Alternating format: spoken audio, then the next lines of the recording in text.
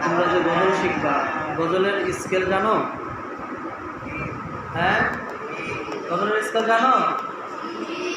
আচ্ছা, প্রথম 0 থেকে আওয়াজ হবে। কি হবে?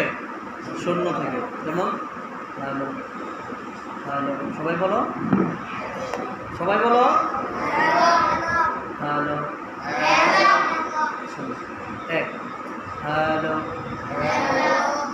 2 হ্যালো, 3 হ্যালো,